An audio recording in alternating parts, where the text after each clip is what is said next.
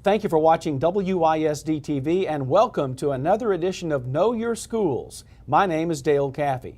My very special guest today is Mr. James Parsons. He is the CEO of Communities in Schools in the heart of Texas, better known as CIS in the Waco ISD campuses. Mr. Parsons, thank you so much for joining us today to tell us more about CIS, Communities in Schools, and what it does for the students in Waco and particularly Waco ISD. First of all, you're relatively new to Waco, so tell everybody why you're here and from where you come. Originally from Detroit. I received 2 degrees in education, wanted to be a teacher. At that time, there weren't any teaching jobs, so I got into the nonprofit sector, started teaching GED, moved to Chicago and then to Texas, working with children eventually in San Antonio, where I ran a youth agency until I came to Waco this year. Great. So you have been in Waco about 6 months now? That's correct, yes. 6 months, moving from San Antonio, a very beautiful city indeed. So tell us why you chose to move from San Antonio deeper into the heart of Texas. Well, I was already aware of Communities in Schools since it's a national program, and I knew that it was the leading dropout prevention program in the United States. And so when I saw this position posted, I thought this is a chance to really make a difference on a large scale, because we deal with thousands of children in Waco ISD and 5 other school districts, and we really have an impact on that dropout rate. Tell me a little bit about what you were doing in San Antonio. You said you were doing some working with children. Yes. In what area again? In South San Antonio. Most of it was very similar to CIS in that we did prevention programs, but we also did cultural programs, like we had a dance program. And we had an after-school, much as CIS has an after-school. So it was quite similar, but we didn't have a national model, which CIS has. Now, CIS, of course, has been a term that everybody is used to in Waco ISD because it seemingly has been in almost every one of our campuses at one point or another. You actually have some offices that are on our campuses. So talk about CIS's involvement in Waco ISD. Sure. Well, the Texas Education Agency provides funding for CIS in 28 different offices in Texas, and this is one of them. And they want us to go onto campuses and identify at-risk students, students that have different kinds of issues at home or academics or behavior. And so we are currently on 10 campuses in the Waco ISD where those students have been identified. And in each case, we put a licensed social worker in the school to work with those kids every single day, provide them with supports so that they're able to come to school and concentrate on their academics. Well, let's get more into that, what that social worker does on a daily basis, from 8 o'clock really in the morning until sometimes 5:30 in the evening, I would think. It is very challenging because there are so many different issues. We have a chart of possible services. It's 6 columns and there's about 30 in each column. So it literally could be dozens and dozens of different things. And each child is a different case, coming from a different family, has different background, different experience, and the issues have to be dealt with in a timely fashion because otherwise we're going to see that child go down the wrong path and eventually drop out of school. So on a daily basis, as the social worker interacts with the child, does an assessment, determines this child needs food, this child needs clothing, shelter, counseling, whatever type of service that she can provide for that child to address that problem immediately. And if she can't do it herself, then tap another resource in the community. And so we have a couple of dozen collaborations in the community for agencies that have services that we can't provide. I would think that obviously this person on the campus has their eyes and ears open looking for possible cases or children that are having trouble. But do they also depend on teachers and administrators to sort of find, that child seems to be having trouble? Absolutely. It is very common for a child to be referred to our social worker on the campus by the principal or by a counselor or even by a teacher. Especially when there's something that has happened suddenly and they need help. Let's talk about the scope of CIS because it's not a small organization. No. I mean, it's nationwide, and in fact, you're in numerous schools right here in the heart of Texas near Waco. That's correct. We just added West ISD and Mejia ISD, and we're already in La Vega and Connolly. And we want to expand beyond where we are right now, because we are authorized to go into the 6-county area of heart of Texas, which includes Falls, Freestone, Limestone, Bosque, Hill, and McLennan. So we have actually a very large geographic area to serve. We're just making slow progress because it requires funding. And the state provides a base of funding, but if we want to do more, we have to go after private support, like from foundations. Right. You mentioned funding there, obviously, and TEA funds you a certain amount yes, per it's year? fixed amount. It's in the legislation, and that's true of all 28 CIS offices in Texas. We know exactly to the dollar how much is going to be allocated to us, and then they ask us to have the school systems match those dollars from the TEA. So at a particular site like Provident Heights, about 2/3 of the budget is paid by TEA, and the rest is paid, in this case, by Waco ISD. Incidentally, we are at the library here at Provident Heights, and you consider this one of your showcase campuses, I would think, because numerous services are offered here through CIS. Can you talk about some of those? Sure. We have an after school when school lets out. We are ramping up a new model that we call Play to Learn, and this is considered to be one of our demonstration sites for that. And Whitney Josephs is in charge of that and has been with us for quite some time. And we have a curriculum that we use in that after school, so it's constructive time for the children. So even when school lets out, they continue to learn until mom and dad come and pick them up. Hi, my name is Whitney Josephs, and I'm the CIS After School Manager here at Provident Heights Elementary.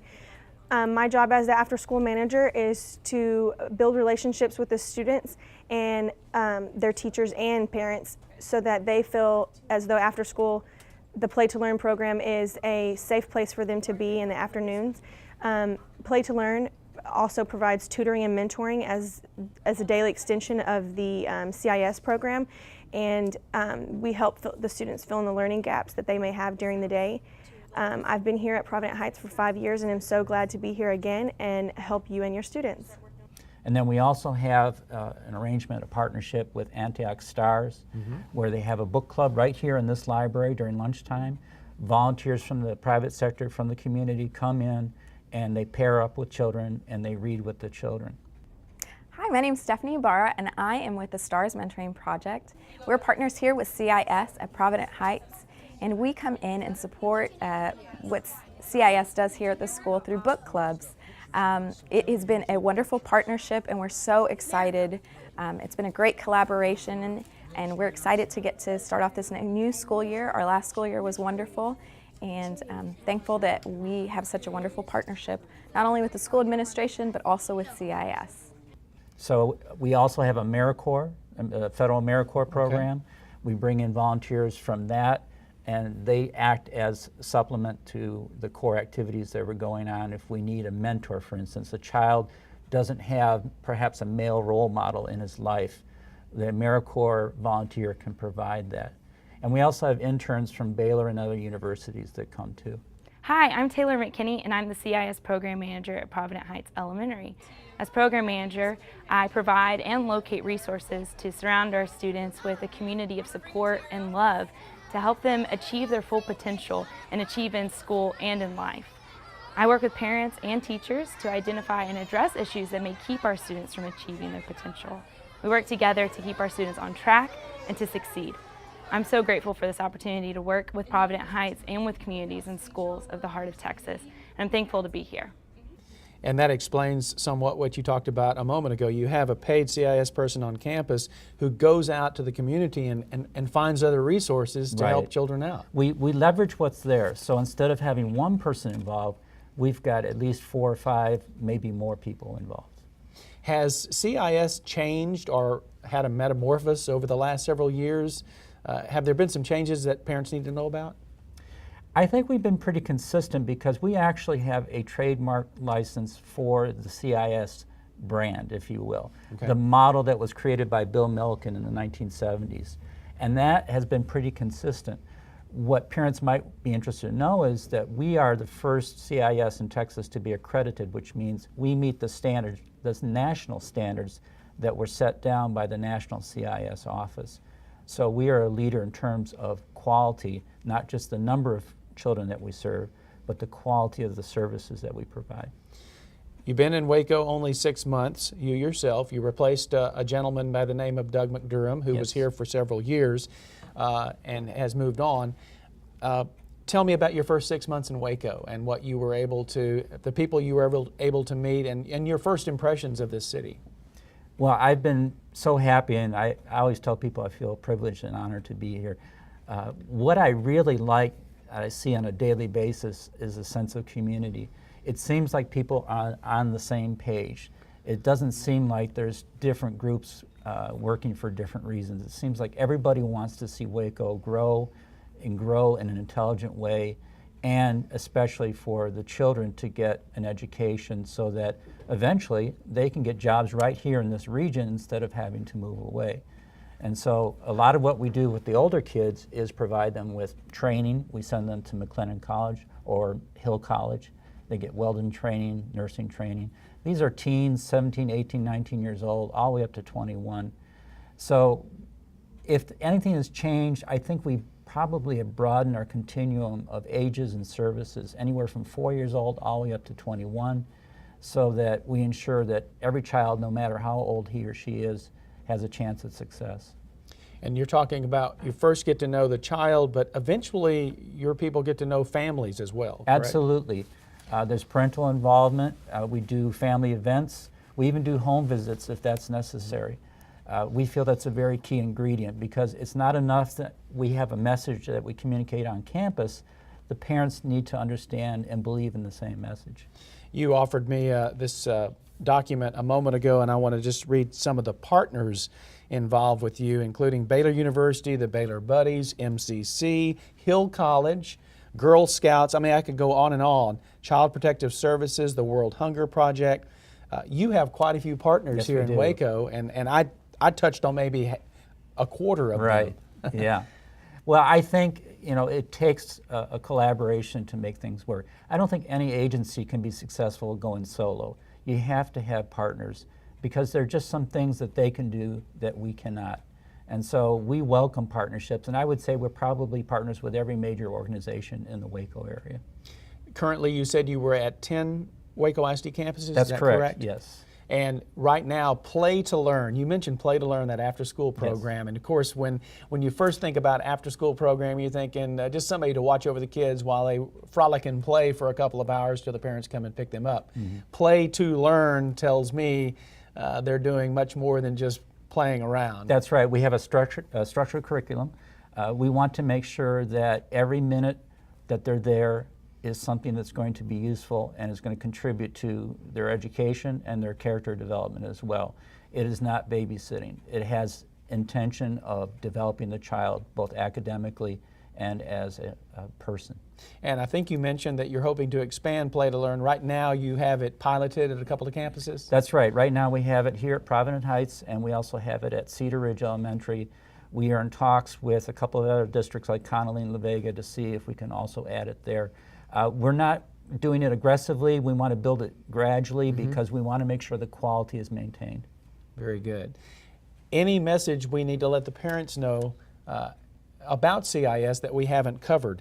Obviously, one of the reasons that we're interviewing you today is for people to get to know you a little better. You've been here only 6 months, Yes. but I know that you've had a chance to meet many of the citizens here in Waco. Again, I want to introduce James Parsons. That's who we have been talking to here on this edition of Know Your Schools. And James, if you want to send a message that we haven't talked about out to the parents of Central Texas and particularly of those of Waco ISD, what would it be?